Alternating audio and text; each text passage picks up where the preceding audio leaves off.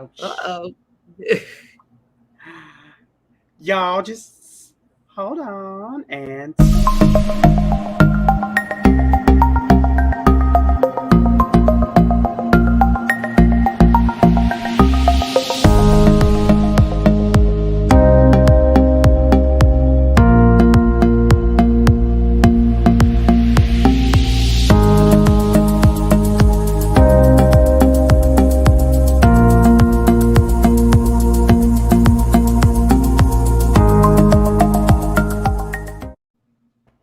Good evening, everyone, and welcome to TriVersity Talk. I am Stephen Bloomer-Teague. And I am Wendy Stewart Kaplan, and it is so great being here with all of you tonight. Stephen, I have to tell you, I just love our beginning. No matter how many times I see the beginning of our show with a collage of all our TriVersity friends and supporters, it never gets tiring for me. I do just love it. Oh, no, I enjoy watching it, but apparently I don't enjoy starting it because I forgot. so anyone rewatching this on YouTube will see 2 seconds of, hold on, please, and then the start of tonight's intro. Listen, Stephen, you brought up a very real problem to light. The live streaming is just, you do such an amazing job, and it's very challenging. People don't realize, and those of you out there that do live stream, you know the kind of technical, what we call them technical difficulties that can happen during a live stream. So you know what?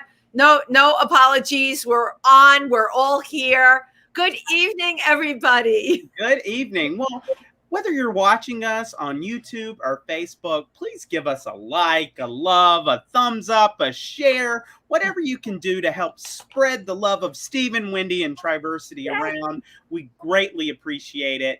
And also, Wendy, we have a little bit of a show coming up tomorrow night, correct? Well, we have a mega show with a wonderful performer, very, very funny guy. Many of you already know Jonathan Charles Fox. He's on the radio on, is it Thunder 102 or 103 or 107? It's a 10 something. And he's a great, it's the hundreds, okay? It's like, yeah, I'm doing okay here tonight though. And he is so funny. And the irony, Jonathan and I've mentioned this before, went to college together. I reconnected with him in Berryville at a ribbon cutting ceremony that I think it might have been for the Stick It In. And of course, we had Johnny and Roswell on the show at some point from the Stick It In. Let me just tell you, all roads lead to the tri-state area is what I can say. Jonathan will be telling his life story or parts of it in Out Loud and Proud with his faithful sidekick, Dharma, who many of you know, Dharma the Wonder Dog. We still have tickets available. We can sell tickets at the door. It is at Upfront Exhibition Space, 7 o'clock tomorrow night. It is BYOB. And we'll have very tasteful plastic cups for you to drink out. We promise. Indeed, we will. If you want more information, go to our website, TriVersityCenter.org. You can see it on your screen. It's also in the comments. And once you're there, just tap events and it'll be right there. I figure it's easy to give you just the site name and then have you explore a little bit versus do all kinds of backslashes and that kind of nonsense. So, absolutely. So head to TriVersityCenter.org to learn more. We'd love to see you tomorrow. This fundraiser, Jonathan is giving his time along with his wonderful accompanist, Chuck, to support us and to support our mission. And any support you can provide us is greatly appreciated. So right. And we're all going to have a great time. I'll be there. Stephen will be there. Richard will be there. The whole crew. So come on down and say hi. Speaking of saying hi, our guest tonight is very near and dear to me. This person absolutely helped me get through the pandemic. He is a creative genius, amazing couture designer, incredible improv performer, sings parodies, sings in general, and is all around an amazing guy. I would like to introduce you all to the one and only Evan Laurence. Hello. Well, hey. Welcome. How are you tonight? Welcome, Evan. Is that a hat on your head, or are you just happy to see us? Well, I'll show you how happy. You ready? Yes. Oh my gosh. Praise be. All mirrors and rhinestones. Evan, just absolutely spectacular piece. I love telling people about your designs. You're also you're a milliner, but not in the biblical sense. Let's just put it that way. You actually do, I think, sculptures for the head. Yeah. I mean, they're all art pieces. And, they're art pieces, right? Past 3 weeks, I've been making crowns, king crowns, and whatever I interpret that to be. And I'm letting them take whatever form they take. I have some traditional looking crowns, but then I discovered feathers. And, I've been making huge headdresses, like 3 foot high headdresses that don't weigh that much, so they're pretty easy to wear. That's really amazing, because right when you see like at Mardi Gras or any events like that, the headdresses are quite heavy for the performers. So I love that not only have you taken a creative turn with this, you're sensible too. Totally. Has to be easy and light and not hurt me, and I don't like harnesses on the shoulders, or it makes me feel like a horse or something. Oh yeah, my gosh. Las Vegas headdress or something. So Evan, we talked about this. Now, do you just make hats for yourself, or do you sell your hats? I will be selling these and promoting myself more. See, my thing was, during the pandemic, I was like, oh God, what am I going to do to keep myself sane? So I said, let my creativity go where it's going to go. So I started working with rhinestones and making jackets with tails, and I have one that has like bug wings on the back and all different kinds of things. And I just let that go where it wanted to. It led to making feather masks with regulation masks underneath. Cool, right? I have about 15 of those. I have animal masks, huge animal head masks. I have like, 7 of those too. Lots of full costumes. I just let it go where it had to, and it led me up to mirrors. You're describing a completely organic process where you just let things evolve, and do you feel that, I mean, I know you're an artist, so this is always in you, but do you feel that the pandemic brought out another aspect of you? Oh, totally did. I mean, I wrote around 6 songs, really good songs that I can, I'm trying to get copyrighted right now so I can put out there and do some good recordings of. That's exciting. This is going to be your lawyer nerd. Huh? I'm going to be your lawyer nerd and say you have a copyright the second you produce it.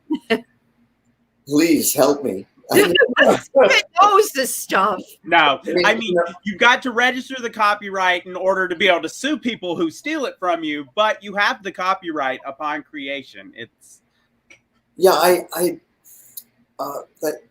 the government side is kind of confusing. I do need help with that. Well, talk to me after. I mean, I don't know a lot about IP law, but it is you probably know more than me. Yeah. I would probably say, I would hope so then, Evan, really. Do you have any of those crowns close by that you can hold up and show people? So, because I've seen a couple of them in person. Let's see. Quite spectacular. I'll take this one off and put on another one. I love this. Talk about people wearing many hats. Evan has taken it to new heights, literally gorgeous. Let's see. Oh my goodness, I love that. Yeah. Let's see. Okay. We have to go back here again. I can see. Beautiful. I love this. And I've got like these little diamond strip rhinestones on top of the other rhinestones and the mirrors. I mean, in the other room, I've got a bunch of other crowns. Some of them are a lot shorter, but I said, let's just keep going bigger and bigger. And that's what you've done. Why do you think you could have done anything, and you do such a range of pieces. Why crowns? Why crowns? What went off in your head for crowns? Well, I realized symbolically for me, crowning, getting crowned is that you've achieved a certain level in life, or it's a certain way that you carry yourself, and what everything that I've created is like it's divine inspiration, I think, but I have made this life for myself, and who I am now, and what I've done this past year and a half especially has astounded me. Even yourself, yeah. And the crown idea, just the colors and everything, it's just taking me on a journey. I let it kind of speak to me and see how it comes out. And my one thing I've learned, and this is why I'm such a good improv artist, is that your gut is always right. Yeah. I think you just brought out something really important, but obviously you've have a lot of experience in trusting your gut. Many people who are just coming on board with that, that's hard, right? To like listen. I call it the inner self, the inner voice in your ear, or the hunch. Unless unless you've seen it tried and true and know that it works for you every time, it's a little scary for people, because we're talking about trust within oneself when you talk about that. Yeah, and that took a lot of work for me for years and years, because I had a very bad childhood, harsh childhood, and split up home, and I had mental abuse issues. My mother used to call me stupid and ugly like every day, because I looked like my father, basically.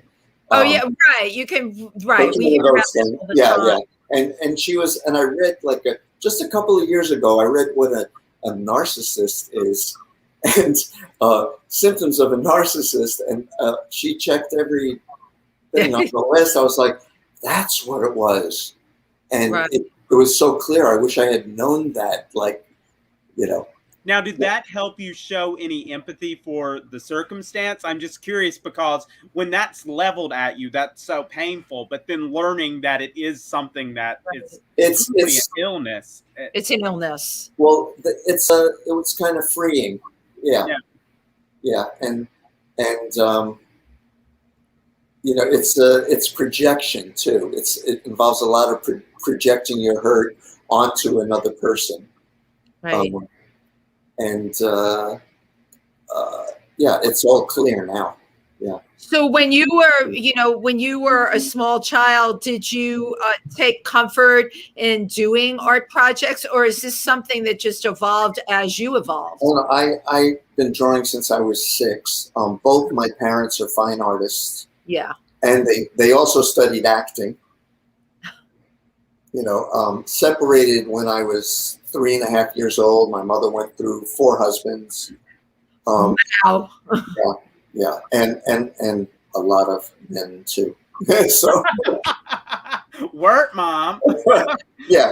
Really? She was very pretty and never looked her age. I mean, she passed away about 6 years ago, and at 76, she looked like she could have been 50. Wow. Yeah. It was a very sudden thing. She went to the hospital in the city with stomach pains, and they found a tear in her intestine.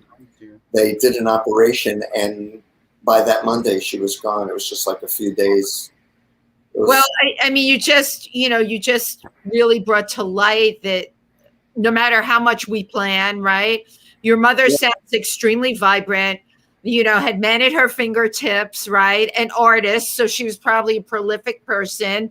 Yeah. And in her game plan, that end, she didn't see that end in her game plan. There's people, and we all know people that they talk about even the end game in their plan, but someone like your mom probably didn't. And it shows you that in the world, none of us have that much control over things. No, and I found out some unusual things about her much later. We became, in her last 6 years of her life, I have to say, we became friends. Well, that's good that you had that at least. Only because of my efforts, because I mean, at one point I stopped talking to her for 2 years because she was telling me, 3 friends of mine told me that she was bad-mouthing me to them, and these friends didn't know each other. And God. I was like, oh my God. So I brought it up to her, which I would never bring anything up to her. It was a weird thing. And she denied it. I would never do that. And come on, she's a narcissist, right? There's no surprise that she would deny probably 3 other people that she told as well. Exactly. And what happened was I didn't talk to her for 2 years. And she never thought I could do something like that, you know. And that actually helped the relationship.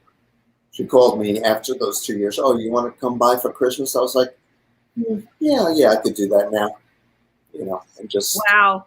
So it shows a level of forgiveness on your part. Now, I'm just curious, Evan, as a child you were drawing, but when things were rough at home, did you like take to your room and draw? How did it manifest? Oh, yeah. I would draw, I would read comic books, I would take refrigerator boxes and cut them out and make game shows.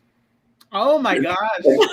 Write all the questions out, and then I'd like, just to make things happier, you know, I would actually drag my mother in, or my stepfather, her third husband. We were very close.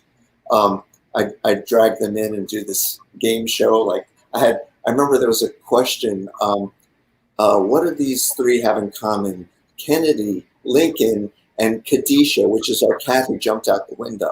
God, that's hilarious. And she starts cracking up and can't hold it. And she's like, they're all dead. That was the answer. What? How old were you when that was my sense of humor. I was like... Evan, that's still your sense of humor. How old were you when you did this? Like 13. So you were the host of the game show? Yeah. I loved game shows when I was a kid. I actually was kind of, when I discovered I was gay, which was at age 6, but really realizing it like at age 10, I used to watch game shows and fall in love with the hosts. So that was your coming out. So was there, your story is great, by the way. Who was your biggest game show host crush? Oh, I really loved the guy from Win, Lose, or Draw. Oh, he was cute. Who was that? Peter something. He was beautiful. Yeah, I don't remember who he was, but he was a handsome. And he had a really great butt. You saw that when he would turn around and talk to the contestants. I always loved butts since I was a kid for some reason. Right. Yeah. It's great, Evan, because you knew who you were from the time you were a kid. Many people are confused, and what you showed as a kid, there's so much of that in you now in your art. I'm trying to figure out though how what you create now links into the game show. I know there's a hook in there somewhere. Work with me on this. How do you think? I think other things work with that. Like when I go to flea markets, it's like I got a prize, you know. It's like, so you like winning things. I like stuff, you know. But I'm not that like super attached to stuff. But I like stuff, you know. So. Right. It's funny, for not being super attached, you're always telling me about like some stuff that you got either on Amazon or.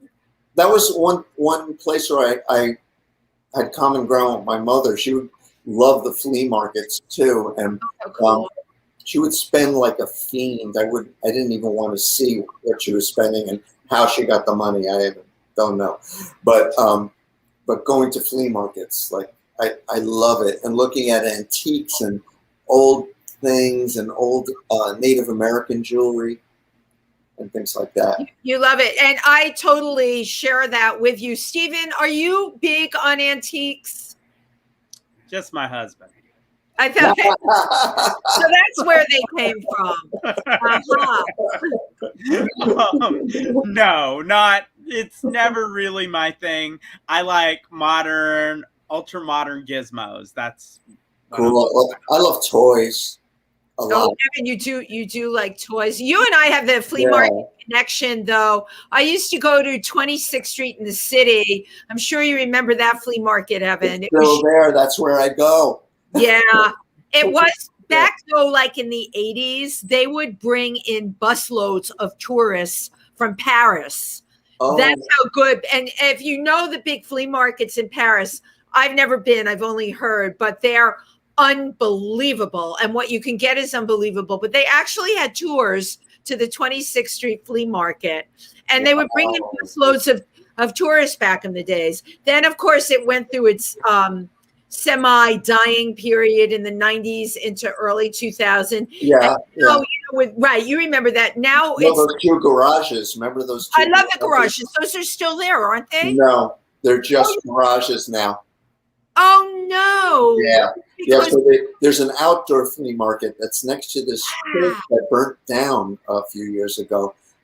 It's on 25th between 6th and Broadway, and that's the place to go. It's really cool. 25th between. I'll have to remember that. I'm a store person. Now it's interesting. You mentioned Native American jewelry. I'd like to know your connection to Native American. Okay, I thought it might be interesting if I tell you a little history of my spirituality. Absolutely. It's pretty involved. First, when I was 6 years old, I used to project the energy from my hands and watch it against the wall and look at auras. You could see them. This is at 6. I didn't tell anybody. I also could. This is true. I could consciously project myself from my body, like buzz out of my body and see myself going into other rooms. And I could see what was happening in the other rooms and then find out later that's really what was going on. That's incredible. Now, did that frighten you, or were you comfortable with that? Well, I didn't. At 6, you don't know what to do with it, really. I remember the exact feeling. You feel like you're buzzing, and then you just come out of your body. Amazing. It was so easy as a kid, and I didn't reveal any of that until my dad's second wife. I told her when I was 10 years old that I could see auras, and she listened. So I knew I could tell her. Listened, right? You know, she absolutely listened to you. So okay. So it's years later. It's my mom's 4th husband. We all moved up to the Upper West Side to St. Nicholas Avenue, 178th Street. Oh, I know exactly where that is. Yeah. And at age 15, I started. Somebody at school brought me to a Nichiren Shoshu meeting for Nam Myoho Renge Kyo, chanting and meditation, and I love the chanting and meditation. And it resonated within you? Yeah, and I did that consistently for like 8 years, from age 15, and it really helped me balance out. But at about age 18, I was kicked out of the house when I was 17 for being gay by my mother's 4th husband. Wow. So, and at the age of 18, I was living in Brooklyn Heights, and I met someone who became like my spiritual brother. He was a tough Marine sergeant from Special Forces in Nam. Short guy, toughest guy you will ever meet. I don't care how big you are, you'd be scared of him. And we were very close. He taught me a lot of stuff about Native American tradition and spiritualism. And in that family, I became a spiritualist priest. From meeting this person? Yes, because he found that I too talk to spirits. I found out through looking at auras, this was by accident, just by looking, that I could see like past lives. Oh, that's amazing. Like that. I mean, it's just a natural gift with me. So but there's so much in your story, Evan, being thrown out for being gay. Okay. Yeah. That was supposed, this tells me, because I'm looking at your path, that was supposed to happen. You were supposed to meet this person in Brooklyn. Yeah, and he was gay too. He passed away from AIDS when I was living on the Indian reservation in Idaho. Now how that happened is we both went to a powwow. What is it? Something in Queens Farmhouse or something like that. They had powwows like way out in Queens. Okay. Met this couple. And really nice. And the husband asked me if I would participate in this dance, which is like a ghost dance, in his stead. And I said yes. And then I started having strange dreams. And my best friends at the time had the same dream. That's really interesting. Yeah, and I went to this dance, and it was very intense, wonderful. It's like a tree of life sort of dance. That's what I was going to ask you to explain to people. Yeah. And 6 months later, because I saw it, that I was going to move out west. And I did 6 months later, moved to the reservation, and I was there for like 4 years, 3 or 4 years. I learned all the songs, and a couple of years I led all the songs in the ceremony. That's an incredible honor. I mean, my question was going to be, you don't come from that background. You were an outsider. Yeah. How were you accepted by Native American culture? Well, the thing about me is that you see one thing, and when I'm actually doing these ceremonies with people, and I focus and I let myself be totally in that, they're like, oh, beforehand they're like, ha ha, look at silly little white person like this. Look at this little whatever, because I don't come off that way, and I'm not going to act like I have knowledge, It must have earned you a lot of respect within the group. Yeah, it did. But after a while, I have to say, 6 years in, time. You were in the reservation the whole time for 6 years? No, I was there for like around 4 years. That's a very long time. It is. And it was great, but I realized I had to get back to the city. I mean, I was out in the middle of nowhere. The next town is Pocatello, Idaho, and everything is flat and a little backwards, Right. It was a struggle, and of course I was a New Yorker who didn't drive either. So you were really stranded in what was it, Pocatello? Pocatello. Right. Yeah. When you mention Idaho, I think of potatoes or corn. Oh yeah, no, there's a potato museum there. I knew it. Well, of course there is. Yeah, I have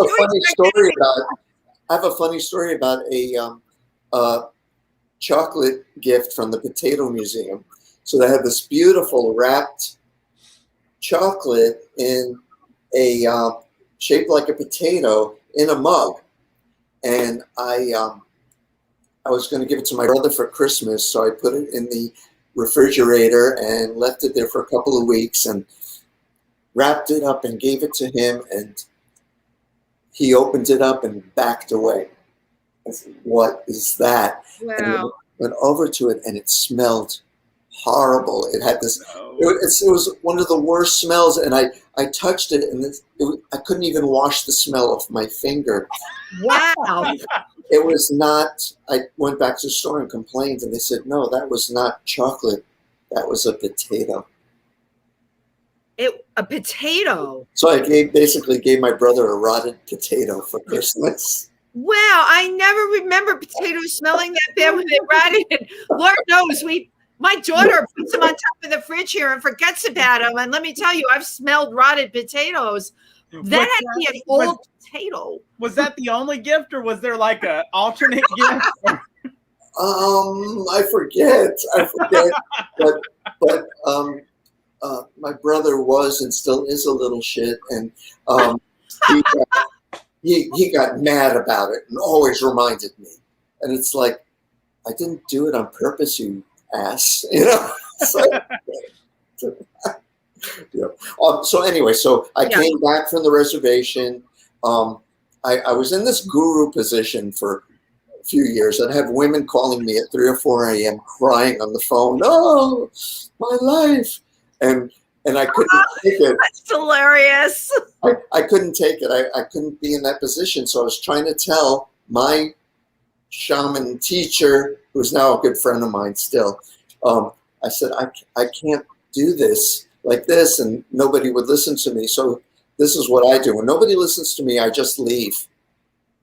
And I did. And I left for like 6 years, and there were hurt feelings, whatever, but too bad. These are my feelings, you know. I mean, I felt guilty about that for a long time. Yeah, but I have a bunch of questions about that. You know, that cutting people off. So you're saying when people stop listening, you just totally cut them off. You won't hear them out at all? Oh no, I will totally hear them out. But it takes a lot for me to stop talking to someone. It takes a lot. And you know, when you're trying to tell something and nobody's listening to you, and you're like, no, this is how I feel, and they're telling me that I'm not feeling that way. Oh yeah, forget about that, right? Yeah. Right. I mean, sometimes that's the biggest statement you can make. Ultimately, if nobody else is hearing any other statements, you just have to walk out, and then. Yeah, exactly. I mean, I hate to do that, but you know, and so I had a life with my narcissistic mother. Okay. Right. And so I've spent a lot of my life trying to please people. Of course. And it's taken me a long time to stop doing that. And I finally have, you know. Right. And I have to say I'm at you know, Capricorns, they say Capricorns start late in life. January 15th. 19th. I know we're on the cusp too. You know, I mean, even in like showbiz and everything I've done, I've started a little bit later. It's like, sometimes I think, boy, if I only started 20 years earlier, but I can't say any of that because everything I'm doing is happening at the right time now. Right. It would not have happened 20 years earlier. That's what you need to know. Yeah, exactly. Right. So. I'm curious, what was the thing that led you now onto the path of being a performer? Well, that's, I actually have, okay. I've always been performing. I mean, I did things at home. Sixth grade, I would always organize friends to do things, make them do things. Like I had a ventriloquist dummy, and I had a hand puppet that I made named Jolia, and Jolia was a bitch. This is at 8 years old. I made this puppet. So I had a 12-year-old friend he was also gay, but we were 12, you know, who I made him come with me to the younger classes, kindergarten and first grade, and we put on shows for them. Oh, how cool. And I write little scripts and make up my own magic tricks, you know. You know what? It's really amazing because 2 minutes ago, like we said, you know, the things that have happened for you in the last 20 years, they couldn't have happened earlier. They were supposed to happen now. But when I listened to your story, Evan, they were all there in the very beginning. Yeah. Just there. And you know what? God bless that you grew into each and every one of them along the way, and they got bigger. And you surrounded yourself. There's a lot of life lessons here. You surrounded yourself with people that would support Evan's vision. And that's what brings you to where you are now. Yes, exactly. And I have to say, seriously hunkering down and performing is in the past 20 years. Yeah. I'd say. Because back then is when I started with the working for the Times Square group for Bobby Horowitz and her son David Sloan. Who are incredible, yeah. And they had me do computer work there, and they did education for high school students, like in the Frank Sinatra School for the Arts. So I said, wait, I can do improv with them. So I wrote up a whole thing and proposal, and I wound up having the most successful class with them. That's really incredible. And you were hired to do computer stuff.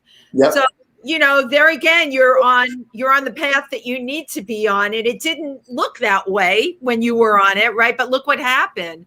You know, I met both Bobby and David. I've only met David virtually, but incredible people that actually had vision to see what you could do. I am just chomping at the bit to show your clip.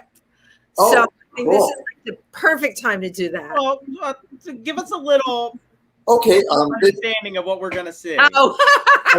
This is from Chauncey Dandridge's Freak Out. Right. And so the theme was this year, clowns.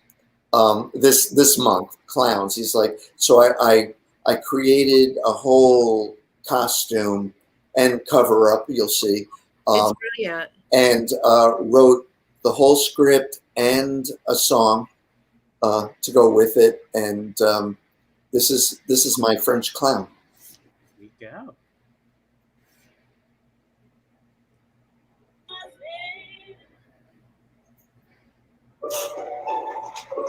I was born in 17th century Paris, France. I am Piero Pierre.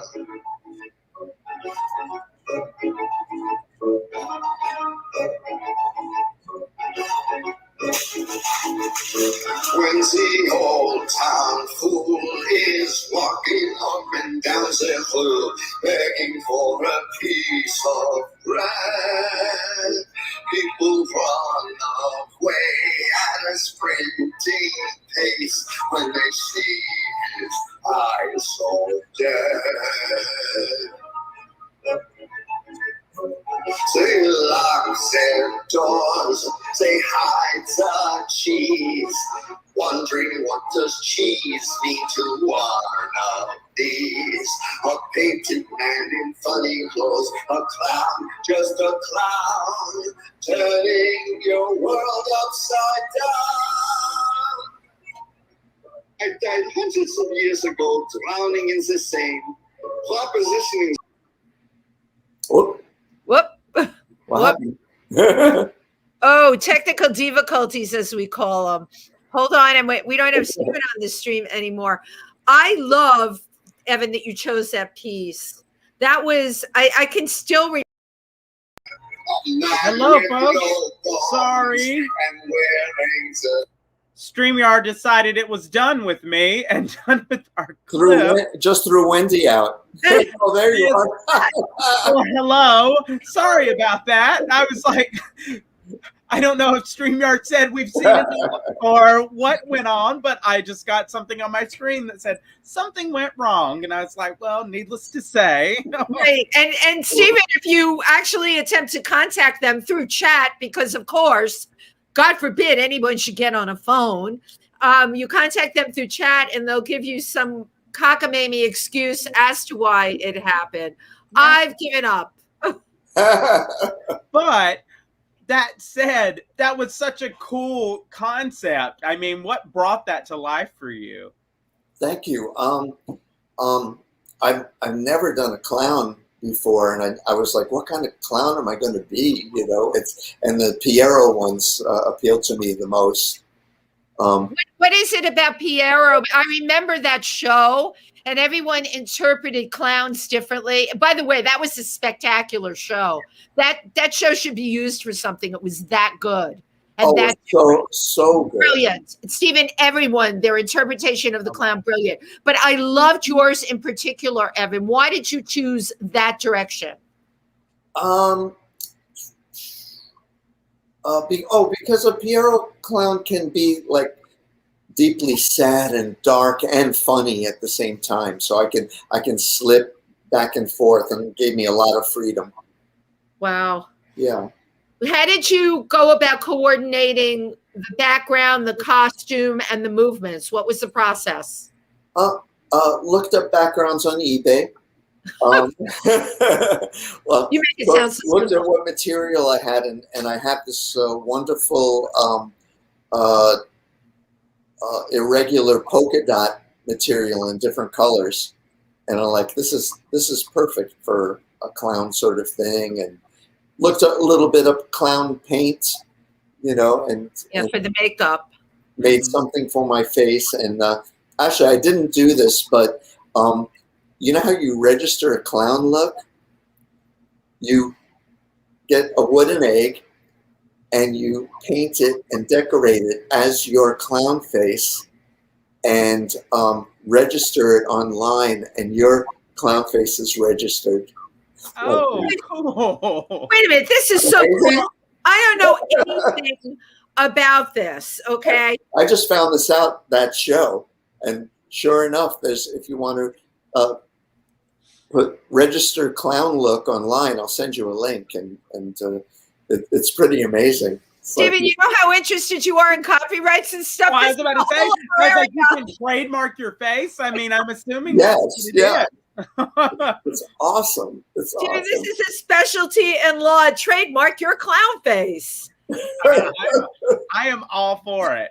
I wonder, like, in terms of painting this, it's an oval, right? You paint a wooden oval with the way you would see your clown. It has to be an egg shape. Egg shape. Do people now? You know where I'm going with this. Do people collect these? No, I don't know if they're like you send them in. They're in this museum or The clown museum. how it works. I mean, but no, I definitely want to create a little one for myself. Oh my God, that is in my world of trivia. That's the best piece I have heard like in ages. I was very my happy face when on I an egg. Yeah, exactly. A wooden egg that you register with your particular clown face on it. That's totally amazing. Now, I also want to ask you, Evan, you have such a body of work. You could have chose any clip. Why did you choose that one in particular? Because a lot of my YouTube clips I don't like. I mean, I have a full musical on there, and it's was taken so badly that I don't really share it. I mean, I had a full rock musical I wrote and put up. Yeah, it's and getting people to work with you, as you know, in showbiz is really difficult. And I have to say that I'm just, since I've met you and Nick and some new people, and had my Zoom shows all year. And, Oh my God, they saved me.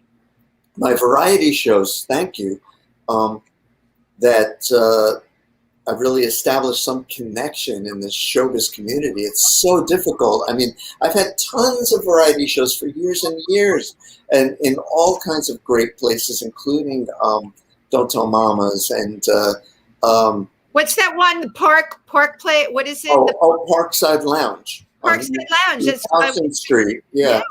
I've performed at Caroline's. But getting a following and people to see you is so difficult. It's like, I mean, I spent so many years being happy that I had 6 people there. I know Wendy understands you, and just from my limited experience kind of organizing events for TriVersity, I understand you. It is such a challenge. Now, had you two met before the pandemic? Or did you meet right before? Right. So all of these things, I gave this party that, Evan was talking earlier about, events that happened in his life. I decided to have, as you know, Stephen, you were there, a Blowout Extravaganza for my birthday, and I made it on January 24th. And I don't know why to this day I picked that date, but I did. And I connected with just about all the people that came into my life during the pandemic. Like, Stephen, I knew you and a number of the TriVersity people before, and I had some other friends, but they had moved away. So all of a sudden the universe looked down on me and said, okay, this thing is coming, and I'm putting these people here, and you're going to create art together. And this is true. On January 24th, when I stood on that stage and thanked everybody for coming, it's a similar epiphany to like what happens to you, Evan. A buzzing. It was a buzzing in my head and a whoosh, as if a tidal wave came over me. And all of a sudden, there was this message that everything in my life is changing. So being self-centered performer, I thought, I'm going to LA. I'm getting a show. Finally. Yeah. But that's not what happened. It was No. it was the warning of this tsunami called the pandemic that was coming. I just didn't read the signs. But look, Evan, you came into my life then, and all of us, we all connected right before. Yeah. And doing Ike Avelli's show too, so we'd go back and forth. Right, and freak out. That was wonderful. So I never heard of Ike before in my life.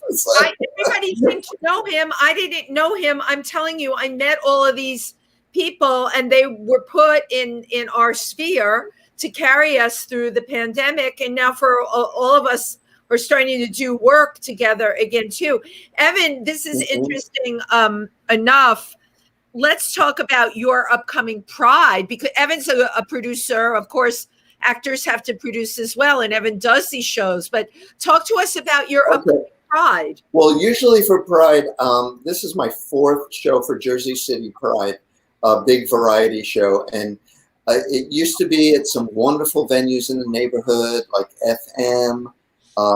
We also have like LITM. We also have performances on the street, which I'll be doing the following week. Wow. But I had to figure out some kind of venue, and I'm trying to get help. And a lot of these things I had to figure out myself.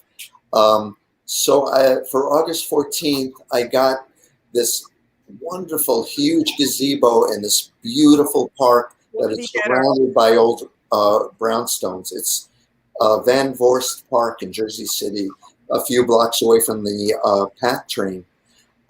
Perfect, right? It's perfect. It's just what you need. And because I got in touch with the original Indian from the Village People, Felipe Rose, and sold him one of my chokers, which he's nuts about. Oh, I'm sure. Your stuff is perfect for Felipe. Perfect. He didn't even see my stuff, and somebody told him how wonderful my stuff was, which I was like, wow, that's great. And through that, started talking with him, and I'm like, well, do you want to do a Pride? You want to be in a Pride show? And I secured him as the headliner for my show. Perfect. And I've got Lady Clover Honey, great singers, Cecily Williams, Ricky Velez, Frankie Allday, another singer he recommended, and 2 more drag queens. That's what I've got so far. You could never have too many drag queens. Exactly. And we have Ricky Velez is coming on the show. I think it's next week. Ricky will be on the show. He always has something to say. I totally adore him. But again, another person I met during the pandemic. Every person that you're talking about, I met Felipe at the GLAM Awards. That was in mid-February, and who would have known that we were hearing about this crazy virus at the GLAM Awards? But everyone thought it was a flu. You didn't think. And I met all of those people, and then boom, our lives like changed overnight. Which that's the lesson. That's the lesson we learned. Well, okay, I have to say another benefit. So of being in all this year is honing what I do in my mind, seeing how effective I could be on a little tiny screen like this. What I could do with that. So my first live performance, the Lower East Side Festival at Theater for the New City. Yeah, this year. And yes, and I did 2 songs, and one of them was 2 originals. One was 70s Crotch Outline. Oh, God. It's a good up song, and you can dance. I bet it's up. But coming out there, I was like, I could feel my energy. It feels like it's like right here in front now, and I'm like, just buzzing, and I exploded out there and did my song. And the director of the 13th Street Repertory Theater saw me in the audience, and he was with like his lead actress, and he hired me immediately. Wants me to be in a show at the Players Theater November 2nd. So cool. Which is going to have Quentin Everett from the Ridiculous Theater Company, who's right. Philip's husband, somebody I've always wanted to work with, and he wants to use my song in the show, and have me sprinkled as different characters throughout the whole thing. He's like, where have you been? Why don't I know who you are? First time hearing something like that. I mean, somebody flipping out over your talent is right. Well, you just said something. Where have you been? And I think you just shared something that's really important. There's amazing people out there. They're not always, most of the time, they're not the ones that you have shoved down your throat. Yes. Through the current media, and it's what have you been told? No, right. And it's important that we remember, as independent artists, right? We have to keep our stuff going out there, because you never know when the magic's going to happen. But you do have to be in it to win it, and that can be hard sometimes. Well, I have to say, Evan, I mean, I got to see you on the small screen because you did a little performance for TriVersity. For those who don't know, we throw a talent show every year, and we give all of our proceeds to the Ecumenical Food Pantry. And Evan was one of our performers who donated his time. So, I mean, and getting to see you and your talent, it was wonderful. And, I think thank you before, but I'll thank you again. Oh, yeah. Anytime. Well, we're definitely going to hit you up again. Stephen amazed me, because that talent show, when we've done it live, it's really the very last one that we did, Stephen, when we did the Sonny and Cher thing. Oh my God, it was packed. It was hilarious. We were packed. We did it at the Best Western in Matamoros. And when this whole thing happened with the pandemic, and Stephen said he was going to put the talent show online, I'm like, how are you going to do that? I could not even wrap my head around what it was going to be. It was so fabulous. And honestly, to this day, I'm always singing this guy praises for doing that. He had never done that before. Stephen is a musical background, but he doesn't come from like tons of theater and all of that. And yet Stephen had the vision to take it and put it up on a computer, and it was wonderful. So I didn't have that vision at first at all.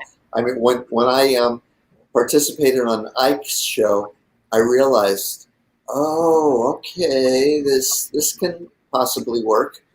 So, I mean, yeah, absolutely. And you just go with it, right? And exactly. You make it your thing, and you make it work. That's what we all had to do. We had to make it work. We had to make it work. Although, Stephen, and I'm sure you'll agree with me on this, some people just connect better to this lens that's in front of us than others. There's some people that absolutely do connect and just instinctively know how to connect. I can certainly make myself look thinner.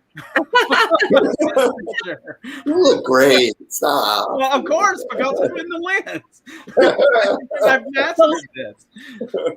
Wait, you have a special lens? I mean, I have special lighting. You have a special lens. I have about 6 or 7 piano books that I prop up. I love the face is lined with the camera nice. So that you don't see anything below.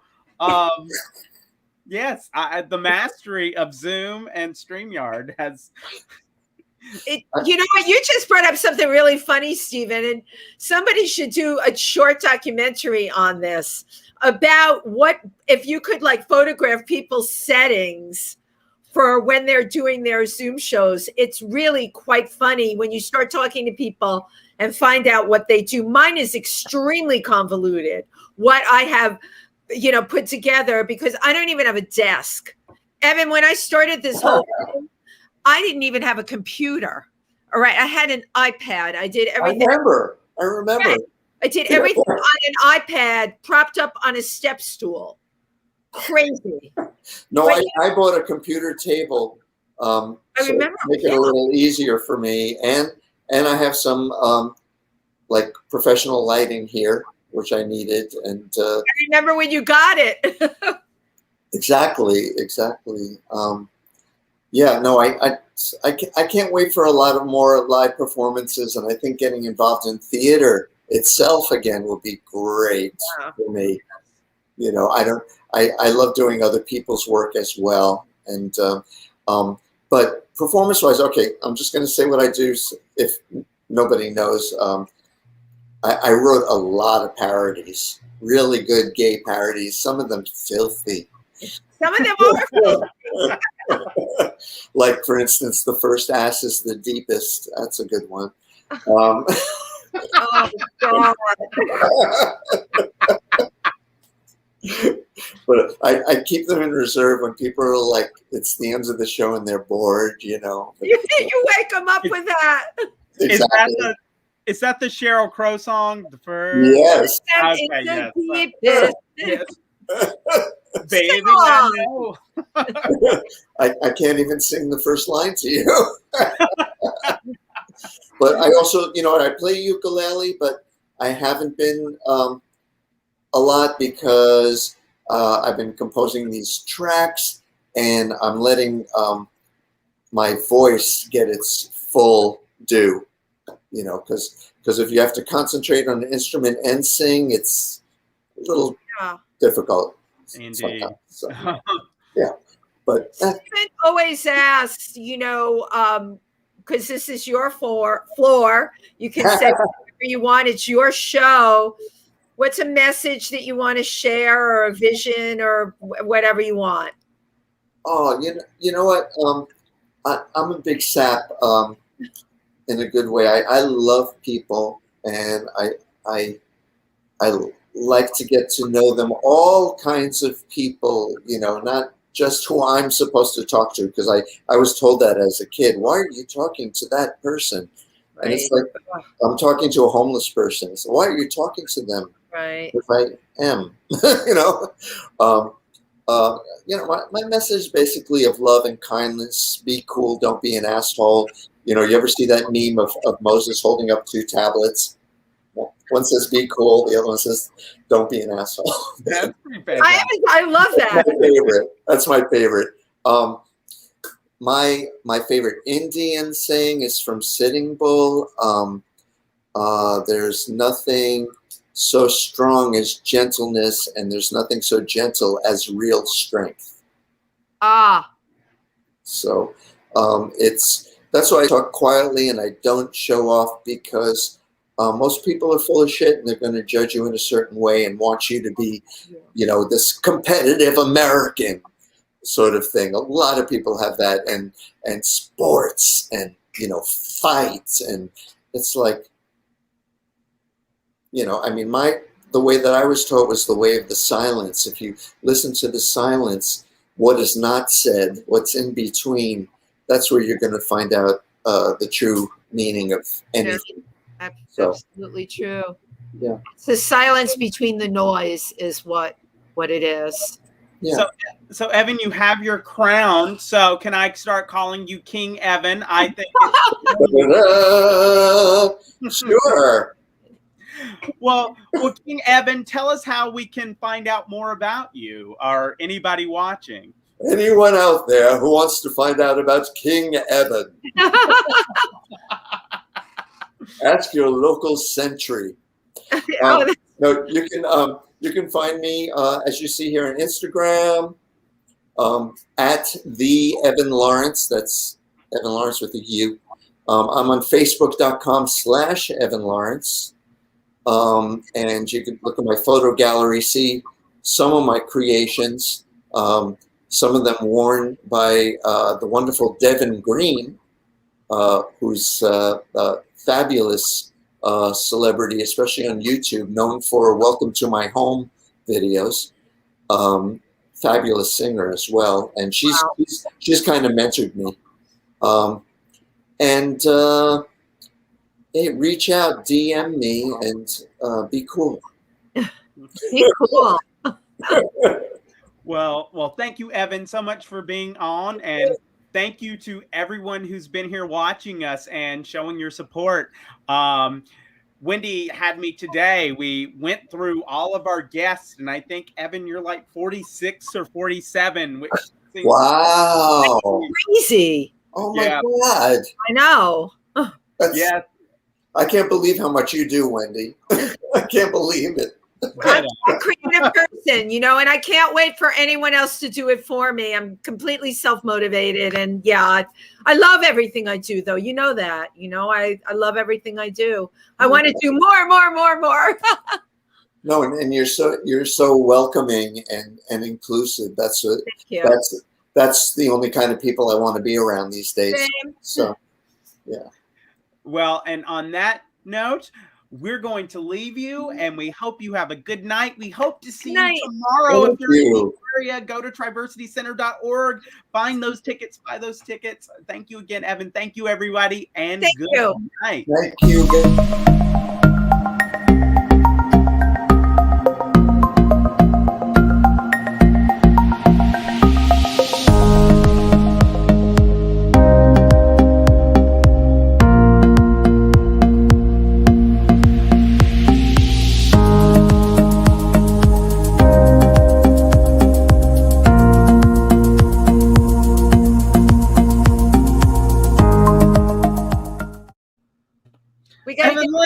Hold on. Evan, where are you? Hang on.